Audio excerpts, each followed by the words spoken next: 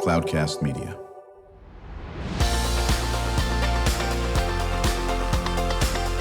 Drew Schlosberg Spotlight on the Community Show, amplifying the voices of social impact organizations, entrepreneurs, local nonprofits, and other community champions who shape the culture, creativity, and connectivity of San Diego.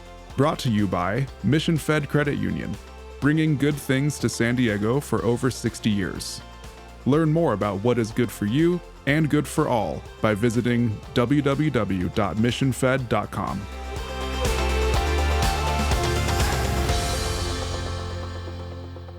I'm Drew Schlosberg, Cloudcast Media. We're doing a special edition of our Spotlight on the Community Show. We are here at the 39th Annual Volunteer Award Celebration put on by NCPC and at the Rancho Bernardo Inn. What a great day to celebrate phenomenal work by volunteers, and I'm so thrilled that my longtime friend and colleagues is at the event, sponsoring the event, no surprise, and that is Tad Parzen. He's the president and CEO of the Burnham Center for Community Advancement. Always a good day when I see you, my good friend. Well, it's always a good day when we're together, and it's a beautiful day in San Diego. It's a classic San Diego day. Rancho Bernardo is one of the most beautiful spots year-round, and what could be bad? You got a lot of wonderful people doing a lot of wonderful work gathered around right now. So it's there's a halo effect that's over this event. It's really neat to see all these people, not only the people that do the work, but the people that fund the work. But in the end, the engine is these volunteers. Well, there's no question about it. And listen, you know this stuff because it oozes out of you, community leadership, as long as I've known you. And, of course, BCCA, heavily involved in so many wonderful things. And I'd be remiss if we didn't give a big shout-out to the launch of One SD. Yeah, we're excited about it. And even before the launch, there are more than 50 organizations involved already. And boy, talk about volunteerism, because the not only are organizations leaning in as part of their work, but their volunteers are all leaning in as part of the work. So it's this wonderful multiplier effect. We've got 50 plus organizations with let's say they each have 10 or 20 or 30 or 40 volunteers each. So the multiplier effect of that of the concentric circles of goodwill in San Diego is really magical to watch. Well, and talk about that in context for One SD, Sure. which is being launched, very exciting. We had an opportunity to chat with your colleague Andrew Bloom today, Yeah, or he's a Blum today. brilliant I'm guy. sorry. Yeah, he did a great job on our Spotlight show. But listen, that One SD just oozes volunteerism. It sure does, because it won't happen without volunteers, and it's fascinating how because of the mission of One SD to bring our community together to define ourselves as opposed to let external forces define us. We're a multicultural, pluralistic place that emphasizes problem solving over polarization. That's what One SD is all about, and it's amazing how many people are raising their hands to get involved, because people are just hungry for goodwill and problem solving over the loud polarized voices that are ringing in our ears so often, both through social media and cable news and the like. Yeah, well, listen, there's no question about that, and there's so much good to be done. And I know, one of the ambitious things that One SD is going to be working on is, heaven forbid, if we all figure out how to row in the same direction, we may actually get there quicker and all that business, and we know that. And, I think one of the things that, Tad, you've always been involved in, and of course, our good friend Malin Burnham, to say the least, is how do we do this collectively, and how do we do this in the spirit of what is the end result, and that is you guys are all about having an end result. Talk about that. Yeah, well, like that famous old Stephen Covey quote, start with the end in mind. Absolutely. And as Malin always says, one of the 7 habits. None of the big things happen without a good team. And given the time we're in and all the crazy rhetoric that's going around, both no matter what your politics are, you're looking at the other side of the aisle, thinking this is just gone out of control. bringing people together around reasonableness and problem solving really seems to resonate in this time. And I'm very optimistic about what our community can do. I mean, we've done it before. We've done things like bringing the USS Midway. That's right. Under Malin's leadership, but that happened because hundreds of people got involved. Not just traditional San Diego leadership, but a lot of volunteers helped make that happen. And the thing that makes that place so successful is the volunteers. All those docents, especially the ones that served on the Midway, are what makes the magic happen on the Midway. So you think about things like CBX, or Petco Park, or the building of UCSD, or USD's expansion, or San Diego State's innovation zone. All those things happen because people came together with a unified cause, and that's the only way we can make good things happen in this region. Yeah, there's no question about it, and it's funny you bring CBX. We just had Joaquin Lucan on the show. Oh, nice. Yeah, he was chatting with Andrew Blum. They were back to back, of course, with Smart Water Coalition and so man. forth over here. And joining us right now is a gentleman that was on my show also earlier today. Okay, you're back for some more punishment. Is that right? I'm back for more punishment. Yeah, Brandon Harrison is Executive Director of San Diego Futures Foundation. Also joining us is Adrienne Cisneros. Is it Selekman? Okay, very good. As a Community Relations Liaison for Supervisor Jim Desmond. How you doing, Adrienne? Good? I'm doing great and happy to be here with all these good community people. I love it. Yeah, exactly. And, we got, Tad Parzen, my longtime friend and colleague over here, oozes all this great stuff from the Burnham Center for Community Advancement as well. I'll start with you on this, Adrienne, about how important volunteerism is for the supervisor and for what you folks do.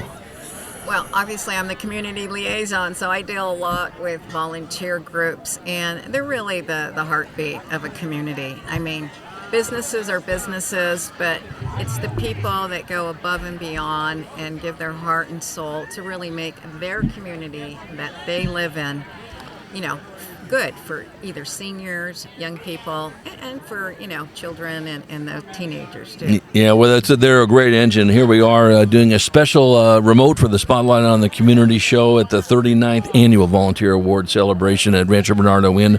NCPC is putting this on, of course, and as Tad knows, I've been lucky enough to be involved with the nonprofits for older than Tad is, for God's sake. That's old. You're young. Exactly. Very youthful in that aspect of it. But, we all know this, and we were talking earlier today. Brandon Harrison is joining us as well, Executive Director of San Diego Futures Foundation. And it was wonderful to hear all the services that you folks just offer. And talk about how important volunteers are for you. It's like you said, it's the lifeblood of our organization. We could not exist without volunteers. So we actually had our 26th anniversary celebration in December, and we did a Volunteer of the Year award event. And our volunteer we honored, he is in his 70s. He's been volunteering with us for 7 years, and he's done over 700 hours of volunteerism with us. He Lucky number 7. It is. I was like, oh, man.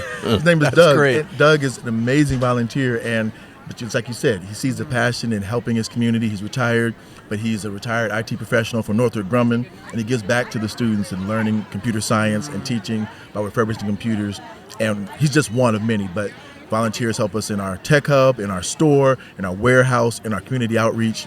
It's how we exist as an organization, so we're grateful for volunteers. Listen, what the supervisors do, all 5 of them, and of course their staff are just involved in every aspect and every nook and cranny in this county. I never heard of that place. Well, they know it, and I think that's one of the things that makes San Diego so unique. And one thing I was so impressed with what Brandon's group does.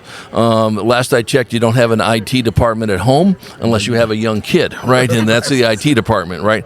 But when you think about how things have transitioned and the digital divide, what it can do to disrupt seniors that don't know how to use a computer or have never seen AI. What the heck is that in this aspect of it? And back in the day, things were mailed to you, right? You sign something and you mail it in. Not anymore. And Brandon, I'm really just impressed about what your group does in that area. It really is our passion, like you said, volunteering, but also helping senior citizens really not be lost in the digital divide in San Diego. It's really important to us. Especially the seniors. Yes. Yeah. I mean, we go to our young interns like, hey, how do you get this? Yeah, Exactly. What was that for? Because there is definitely a digital divide there. Yeah. And our seniors, I have two 94-year-old parents. Oh, wow. They don't even want to use the phones anymore. Yes. That is in It's itself hard. another Yes, it is hard. mechanism. And the phone is very important. It is. So as far as communication. So I'm dealing with that as well, and getting them to try to understand the importance of all you have to do is just do this, and they can't see. Correct. They can't, and they can't see all the information on there either. Yeah. And it has to be louder. It does. There's a lot of stuff.